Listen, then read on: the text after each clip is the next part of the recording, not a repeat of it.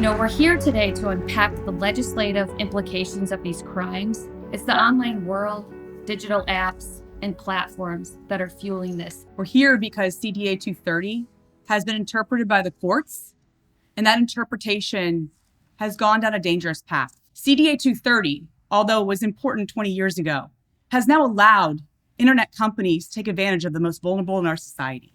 Predators sometimes have the best assessment skills in order to gain the trust of vulnerable children. When it comes to our children, every pixel, every line of code, and every interaction should scream safety first. It's not just about digital innovation, it's about moral obligation. Before we leap into the next technological frontier, which I'm very excited to leap into, we have to ensure that we're not leaving our children's safety behind. As we have heard, these tech companies are exploiting both people and some glaring legal loopholes. Although it is a legal obligation for digital platforms to report CSAM to NCMEC, there is no legal obligation for these companies to actually look for it. Stop CSAM Act, Report Act, Internet Act will together compel big tech to finally accept more accountability for the tidal wave of criminal exploitation online. The Kids Online Safety Act, NCOSE, creates a duty of care that would center the needs of children before apps can be launched. We obligate companies to prioritize our children, as they absolutely should. This year, we are receiving an average of 100,000 reports every day.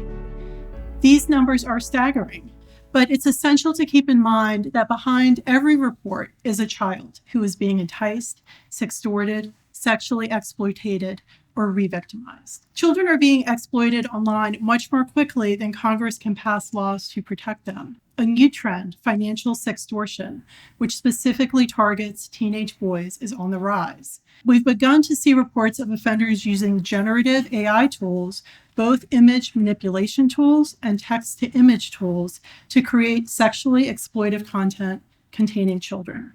Technology for online platforms is developing so much more quickly than the law can act to keep children safe.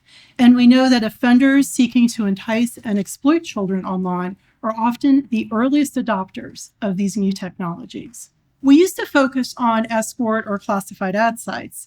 Children definitely are still trafficked on these sites, but now we're seeing more reports of child sex trafficking on mainstream social media sites. Last year, 18% of children reported missing from state care were likely victims of sex trafficking.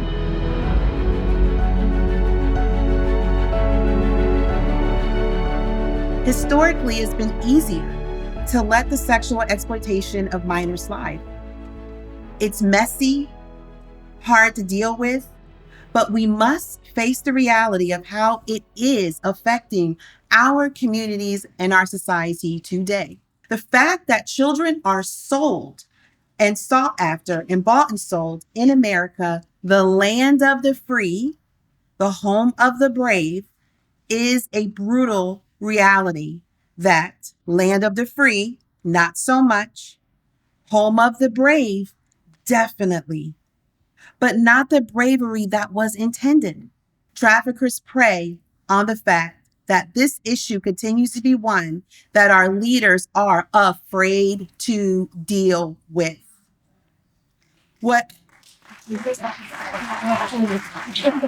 happens online is for the purpose of one day getting that minor to meet in person. Call in our leaders to hold buyers and traffickers of human beings accountable. It is sex buyers who deserve far more of our scorn. We must confront the role of sex buyers in fueling sex trafficking crimes and creating an endless cycle of harm and misery. Radically shrinking with a view to eliminating sex trafficking crimes is not a pipe dream. It can be done. It's the demand for commercial sex that fuels the sex trafficking market. I was not groomed by the LGBT community.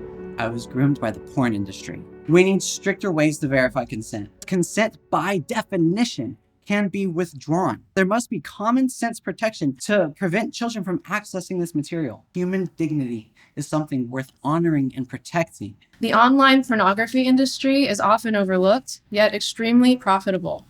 Estimated to be worth almost $100 billion globally. Our investigations thus far have revealed that Pornhub does not properly verify age or consent of videos uploaded to their platform. Rapists and human traffickers use Pornhub to upload illegal videos. We believe our findings call for the appropriate agency to launch a full criminal investigation into ALO.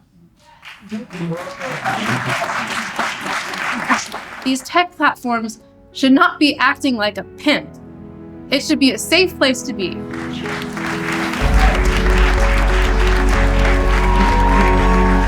Image-based sexual abuse is not a problem for others. It is our problem. And so it's time to put the responsibility on technology companies to prevent this exploitation.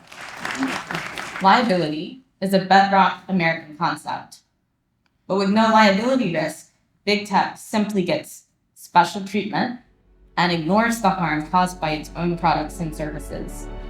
This is abnormal, so Congress needs to act.